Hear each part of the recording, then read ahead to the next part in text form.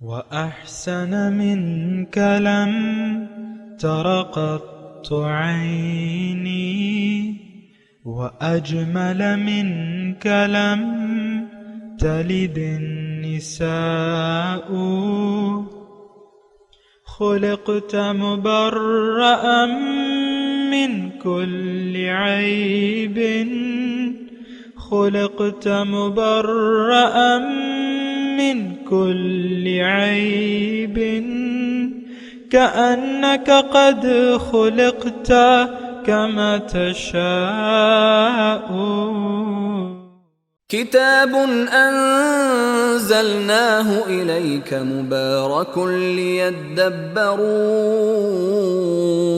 آياته وليتذكر أولو الألباب. یہ کتاب برکت والی ہے جسے ہم نے آپ کی طرف نازل فرمایا ہے تاکہ دانش مند لوگ اس کی آیتوں میں غور و فکر کریں اور نصیحت حاصل کریں. اللہم صلی علی سیدنا محمد وعلی آل سیدنا محمد بعدد کل ذرۃ مئۃ الف الف مرۃ. سامعین و ناظرین کرام، السلام علیکم ورحمۃ اللہ وبرکاتہ. سامعین کرام، سورہ 3 آیت نمبر 1 سے 8 حصہ چہارم. ہمارا آج کا موضوع، کیا ہمارا رخ اسفل سافلین کی طرف ہے؟ اس کے ساتھ آج کے سبق کا آغاز کرتے ہیں. سب سے پہلے گزشتہ سبق کا اعادہ ہوگا. بسم اللہ الرحمن الرحیم. شروع اللہ کے نام سے جو بڑا مہربان نہایت رحم والا ہے. والتین والزیتون، انجیر کی قسم اور زیتون کی. وطور سینین، اور طور سینین کی. وهذا البلد الامین، اور اس امن والے شہر کی. لقد خلقنا الانسان فی احسن تقویم، کہ ہم نے انسان کو بہت اچھی صورت میں پیدا کیا ہے. ثم رددناہ اسفل سافلین، پھر رفتہ رفتہ اس کی حالت کو بدل کر پست سے پست کر دیا.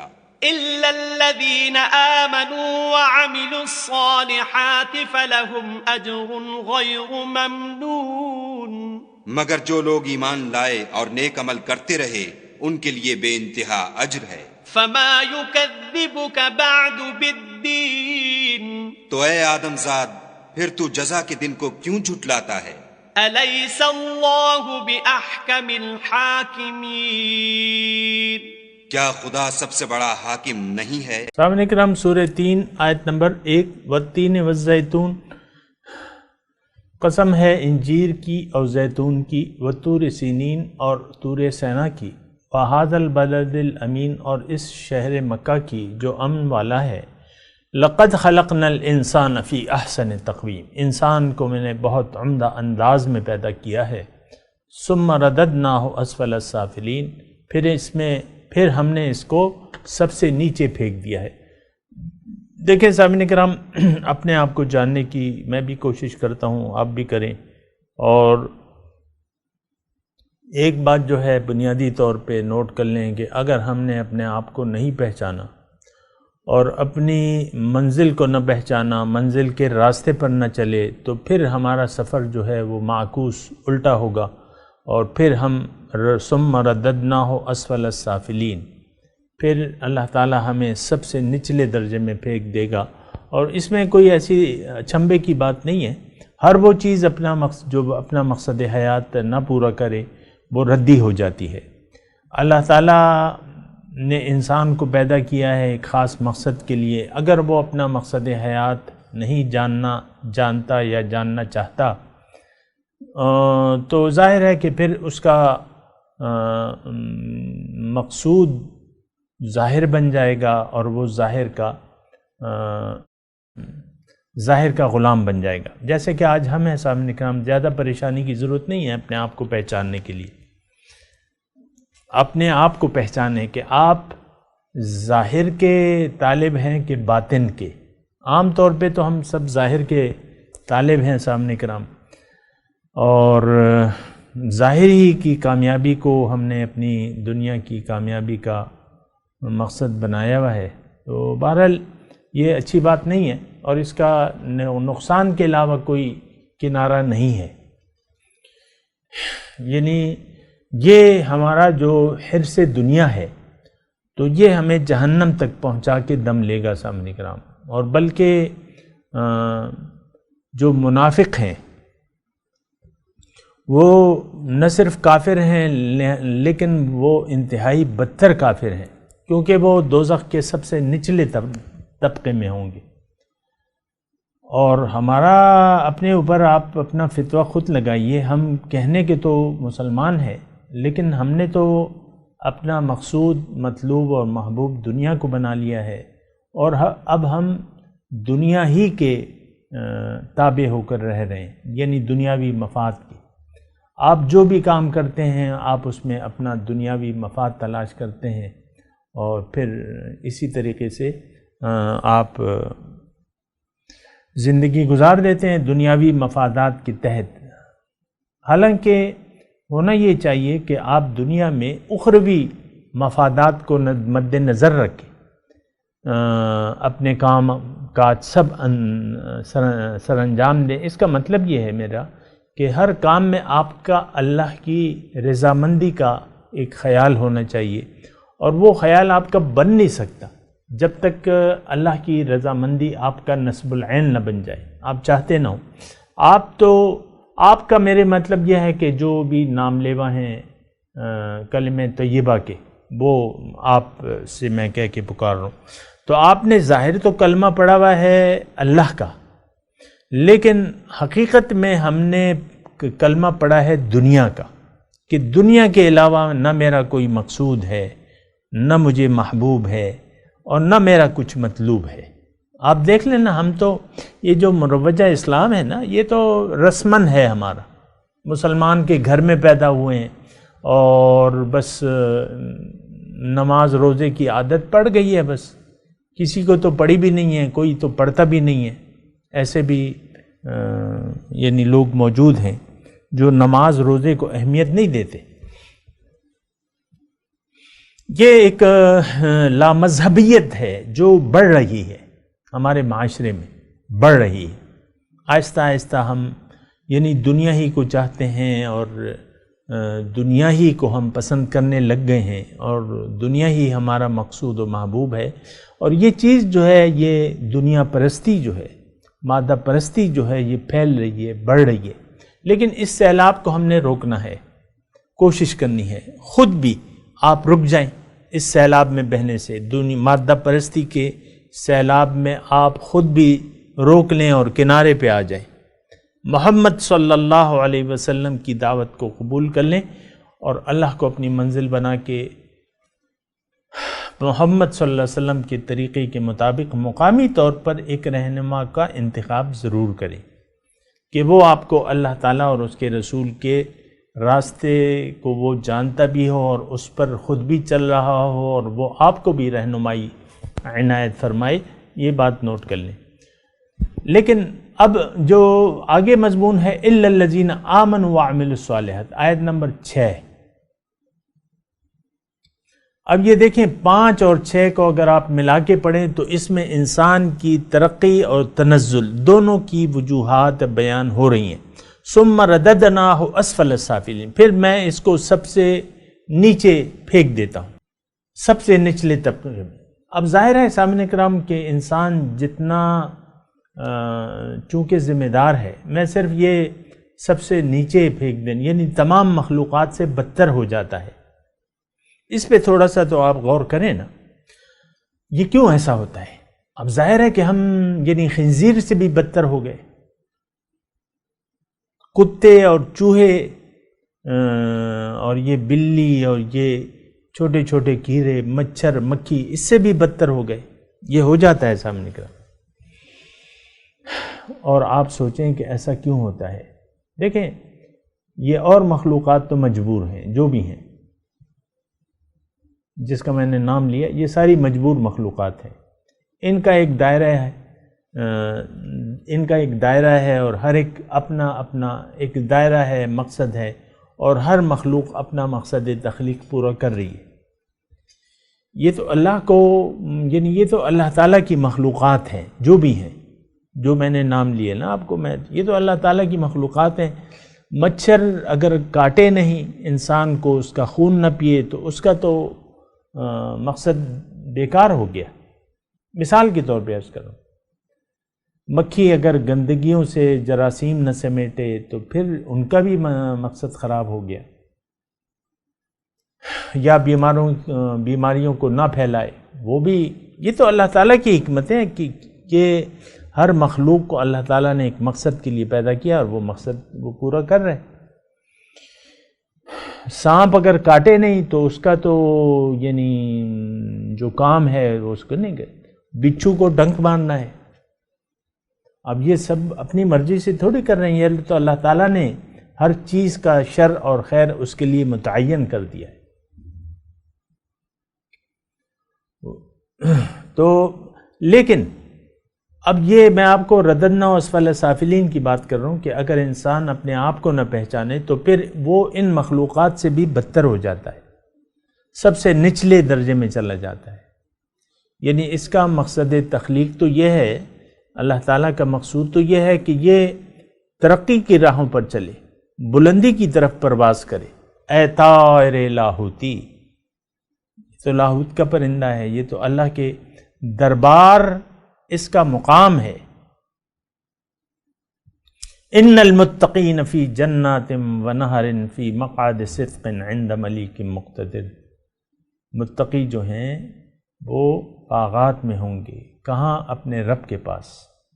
انسان کا مقام بلند ترین ہے، اس کائنات میں، اس مخلوقات میں سب سے اونچا مقام ہے، اس پہ میں بات کر چکا ہوں۔ لیکن اگر یہ اپنے آپ کو نہ پہچانے تو یہ بدترین خلائق ہو جاتا ہے، سب سے بدترین مقام اس کا ہو جاتا ہے۔ یہ بات ذرا نوٹ کر لیں، ثم رددناہ اسفل السافلین، سب سے نیچے اس کا مقام ہو جاتا ہے۔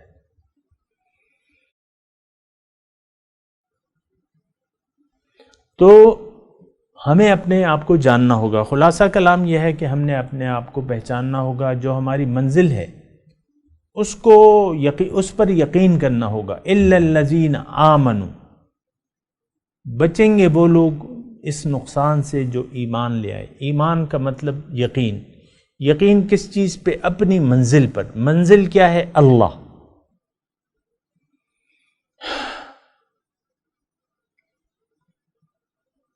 منزل اللہ، اللہ کی ملاقات، اللہ کی معرفت، اللہ کا دیدار، اللہ کی رضا۔ وَرِضْوَانٌ مِّنَ اللَّهِ اکبر، تو یہ اس کی منزل ہے، یقین۔ اِلَّا الَّذِينَ آمَنُوا، یعنی اس اسفل السافلین میں جانے سے کون لوگ بچ جائیں گے؟ جو ایمان لے آئے، یقین کر لیا۔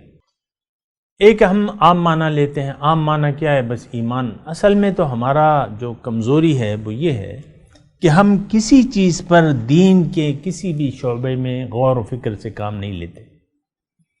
نماز، روزہ، حج، زکوٰۃ، معاملات، عبادات، کسی چیز میں کوئی ذکر الہی یا اطاعت رسول یا کوئی چیز بھی ہمارے زیر غور نہیں ہے، اس پر ہم سوچ سمجھ سے کام نہیں لیتے۔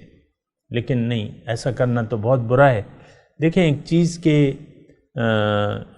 میں اور آپ، میرے پاس تو یعنی ایک مقصد ہے، ہمارے سامنے ایک مقصود ہے، ایک منزل ہے۔ اگر ہم اس منزل کو پہچانیں گے نہیں تو پھر گاڑی کس راستے پر ڈالیں گے؟ یہ بات بھی تو تھوڑی سی آپ کو سوچنی ہوگی، مجھے بھی، کہ پہلے تو منزل کی پہچان ہے کہ منزل کیا ہے۔ یہ بات نوٹ کر لینا، یعنی اس پہ آپ غور کریں، کام کریں، اپنی منزل کو پہچانیں۔ منزل ہے کیا؟ صرف یہ تو انسان نہیں ہے کہ بس آ کے کمائی میں لگ گیا، شادی کر لی، بچے پیدا کر لیے، 2-4 گھر بنا کے مر آ گئے۔ یہ کوئی زندگی ہے؟ یہ تو زندگی نہیں ہے۔ زندگی اس لیے تو نہیں ہے کہ بس آئیں اور کمانے لگ جائیں اور شادی کر لیں اور بچے پیدا کر لیں اور پھر چلے جائیں۔ عام طور پہ تو یہی ہو رہا ہے. کسی کے پاس دنیا کم یا زیادہ اس سے تو کوئی فرق نہیں پڑتا.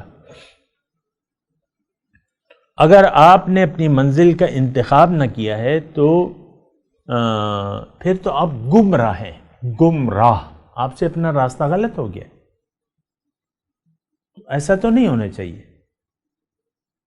اپنے آپ کو دیکھیں، اپنے آپ کو سمجھیں کہ میں کیا چیز ہوں.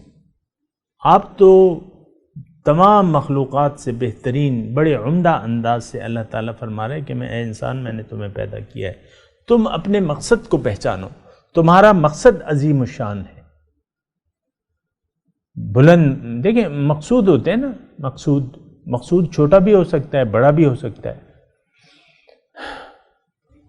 تو اب یہ ہے نا کہ ایمان کی میں بات کر رہا ہوں. الا الذین آمنوا وعملوا الصالحات، جو ایمان لائے اور عمل صالح کیا. دیکھیں ایمان کا میں نے آپ کو مختصر مطلب بتا رہا ہوں. روایتی طور پہ ایمان کا ترجمہ نہ لیں.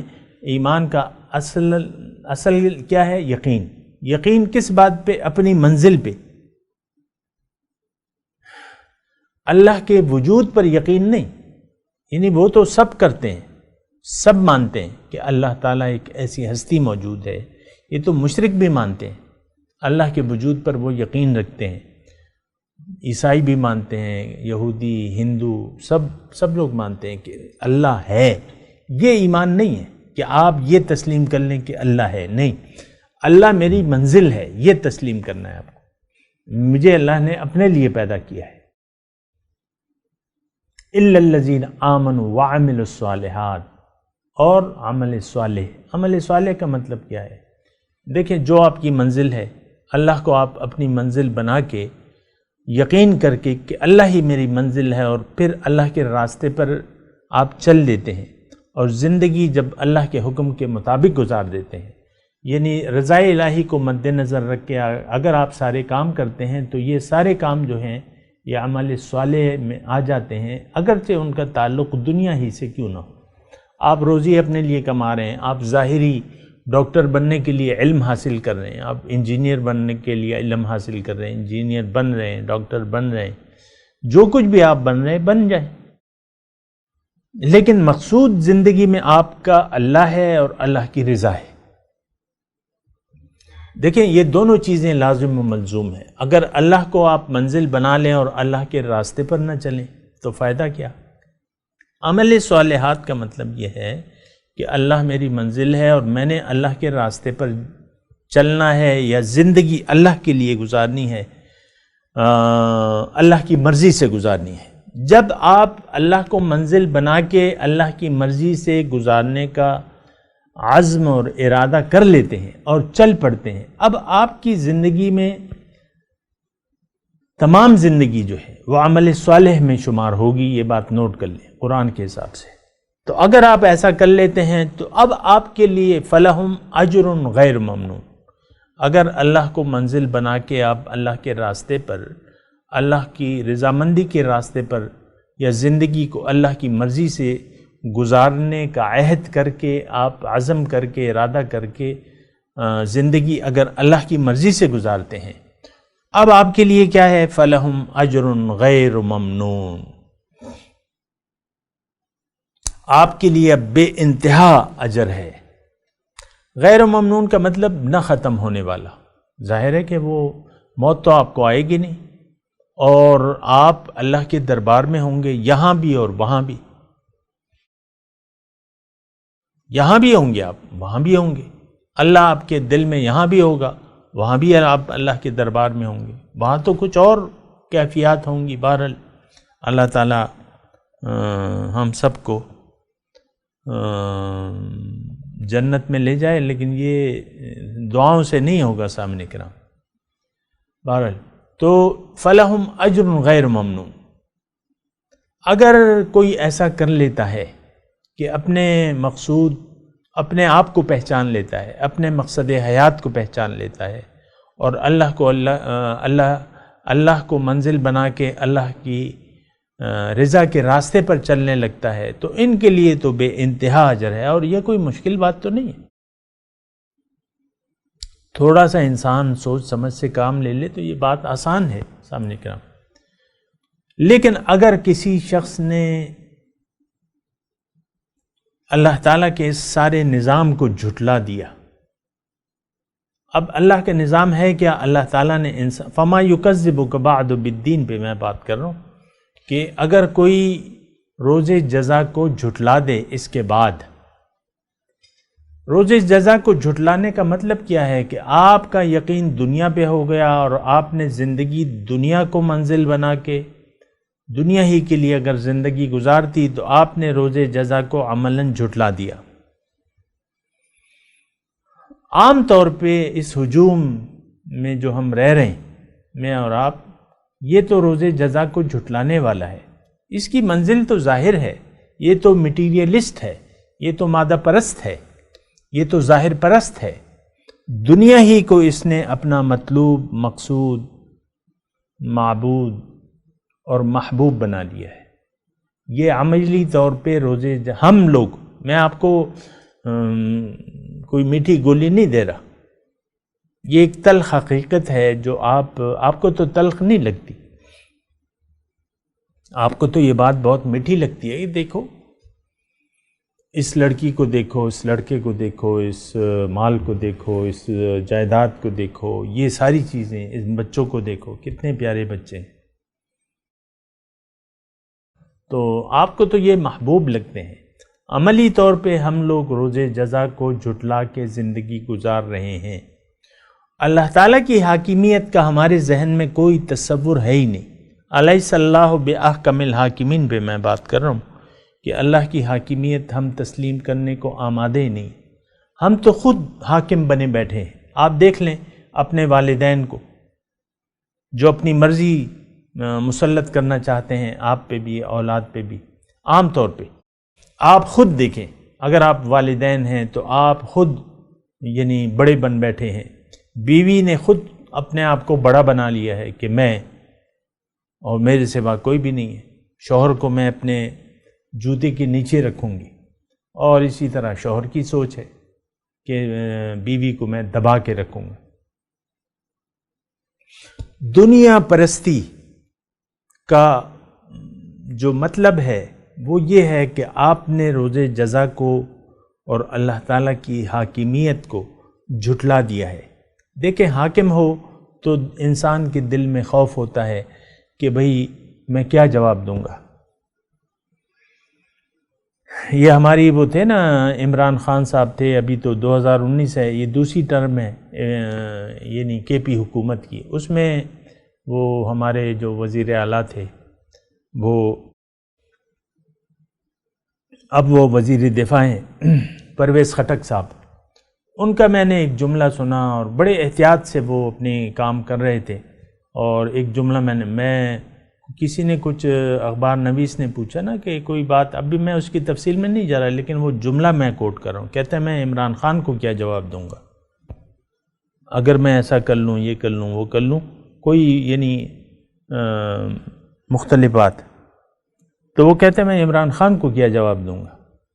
یعنی عمران ظاہر ہے کہ اس کا حاکم ہے، اس کی پارٹی لیڈر ہے، لیکن اس کے دل میں یہ خوف تھا کہ اگر میں ایسا کوئی غلط کام کروں تو میں اس کو پھر کیا جواب دوں گا۔ یہ ویسی میں آپ کو کہہ رہا ہوں، دیکھیں اللہ تعالیٰ موجود ہے، اللہ کے احکامات موجود ہیں، لیکن ہمیں تو یہ پرواہ نہیں ہے کہ وہ ہمارا حاکم ہے کہ نہیں ہے۔ ہم نے تو خود اپنے آپ کو حاکم بنا لیا ہے۔ سامنے کرام، ہم خود فرعون بنے بیٹھے ہیں۔ اس بات پہ آپ نے غور کرنا ہوگا۔ قرآن اس وقت نہ ہم یعنی جو ہمارا عملی طور پہ جو قول ہے وہ یہ ہے کہ اللہ تعالیٰ تیرا حکم کیا ہے، اس سے میرا کیا واسطہ، تیرے رسول کا طریقہ کیا ہے، میرا اس سے کیا واسطہ، میں نے تو اپنی زندگی سے مرضی گزارنی ہے، مجھے آپ چھوڑ دیں، میں کبھی نماز پڑھوں گا یا پڑھوں گا ہی نہیں، پڑھوں گا تو اپنی مرضی سے پڑھوں گا، روزے رکھ لیے تو رکھ لیے، نہیں رکھے تو آپ مجھے نہیں رکھوا سکتے، اور میں تو یہ ظاہر کا دل دادا ہوں۔ یہ ہم اپنے زبان حال سے ہی کہہ رہے ہیں، میں تو اے اللہ تعالیٰ میں تو ظاہر کی ہے، تو نے جو چیزیں پیدا کی ہیں، یہ عورتیں ہیں، یہ بچے ہیں، یہ اولاد ہے، یہ مال و دولت ہے، اسی کا میں دل دادا ہوں، اور یہ تو بس اس سے زیادہ بڑی چیز میری نظر میں کوئی بھی نہیں ہے۔ یہ زبان حال سے ہم کہہ رہے، اور تیری حاکمیت کو تو میں مانتے ہی نہیں، میں تیرے حکم کے تابع ہونا نہیں چاہتا، تیرے حکم اگرچہ مجھ تک پہنچ چکے ہیں لیکن میں تیرا غلام نہیں بننا چاہتا، اے اللہ تعالیٰ تیری حاکمیت بھی نہیں میں ماننا چاہتا۔ آپ یہ زبان حال سے، ہم آج کا مسلمان اپنی زبان حال سے یہ باتیں سب کہہ رہا ہے کہ اللہ تعالیٰ تیری بات میں نے نہیں مانی، تجھے اپنی منزل نہیں بنانا، میں تو دنیا کو منزل بنا چکا ہوں۔ یہ ساری باتیں ذرا سوچ سمجھ لیں اور دیکھ لیں، کچھ آپ کو لینا ہے تو لے لیں ورنہ نہ لیں، کوئی ایسی بات نہیں۔ یوم الدین جو ہے وہ آنے والا ہے۔ میں تلاوت کرتا ہوں، میرے ساتھ دہرائیے، اعوذ باللہ من الشیطان الرجیم، بسم اللہ الرحمن الرحیم۔ جناب اب آج ترجمہ سنا دیں۔ والتین والزیتون، انجیر کی اور زیتون کی قسم، وطور سینین، اور طور سینا کی قسم، وہذا البلد الامین، اور اس شہر مکہ کی جو امن والا ہے، لقد خلقنا الانسان فی احسن تقویم، بے شک انسان کو ہم نے بڑے عمدہ انداز میں پیدا کیا ہے، ثم رددناہ اسفل السافلین، پھر ہم نے اسے سب سے نیچے پھینک دیا ہے، الا الذین آمنوا وعملوا الصالحات فلہم اجر غیر ممنون، مگر وہ لوگ جو ایمان لے آئے اور عمل صالح کیا، ان کے لیے بے انتہا بدلہ ہے، نہ ختم ہونے والا اجر ہے۔ وما یکذبک بعد بالدین، پھر اس کے بعد آپ کو قیامت کے معاملے میں کون جھٹلا سکتا ہے؟ الیس اللہ باحکم الحاکمین، کہ اللہ تعالیٰ تمام حاکموں سے بڑا حاکم نہیں ہے، یعنی ضرور ہے۔ اب ان آیت کی تلاوت اور ترجمہ۔ بسم اللہ الرحمن الرحیم۔ In the name of God, the gracious, the merciful. والتین والزیتون، By the fig and the olive, وطور سینین، and Mount Sinai, وهذا البلد الأمين، and this safe land. لقد خلقنا الإنسان في أحسن تقويم، We created man in the best design, ثم رددناه أسفل سافلين، then reduced him to the lowest of the low. إلا الذين آمنوا وعملوا الصالحات فلهم أجر غير ممنون، Except those who believe and do righteous deeds, for them is a reward without end. فما يكذبك بعد بالدين، So why do you still reject the religion? أليس الله بأحكم الحاكمين؟ Is God not the wisest of the wise?